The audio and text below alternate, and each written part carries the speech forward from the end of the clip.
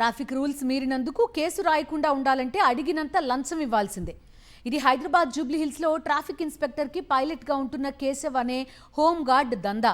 ప్రతిరోజు Jubilee Hills journalist colony కూడలిలో traffic home guard Keshav చేస్తున్న లంచాల వసూళ్ల బాగోతం తాజాగా ఆధారాలతో బయటపడింది. సదరు ట్రాఫిక్ హోంగార్డ్ తన చేతులతో లంచం డబ్బు తీసుకోకుండా అక్కడి ఒక ఆటోలో వాహనదారులతో వేయిస్తున్న దృశ్యాలను స్థానికులు వీడియో చిత్రీకరణతో బహిర్గతం చేశారు. సరైన పత్రాలు లేకుండా డ్రైవ్ చేస్తున్న ఓ వాహనదారుణ్ణి హోంగార్డ్ కేశవ్ నిలువరించాడు. కేసు కట్టకుండా ఉండడానికి పక్కకు తీసుకెళ్లి బేరసారాలాడాడు. పక్కనే నిలిపి ఉన్న ఒక ఆటోలో తాను చెప్పినంత డబ్బు వేయాలని సూచించాడు. దాంతో ఆ వాహనదారుడు 500 రూపాయలు ఆటోలో వేసి వెళ్లిపోయాడు.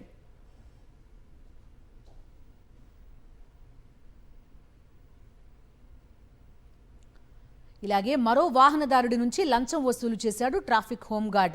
ఈ దృశ్యాలను స్థానికులు రహస్యంగా చిత్రీకరించి బహిర్గతం చేయడంతో పలు గ్రూపుల్లో వైరల్ అయింది. జూబ్లీహిల్స్ ట్రాఫిక్ ఇన్స్పెక్టర్ నర్సింగరావుకు హోంగార్డ్ కేశవ్ పైలట్గా ఉన్నాడని, ఆ ఇన్స్పెక్టర్ అండతోనే హోంగార్డ్ దందా సాగిస్తున్నాడనే ఆరోపణలున్నాయి. ఈ వ్యవహారంపై నిఘా వర్గాలు సైతం దృష్టి పెట్టాయి.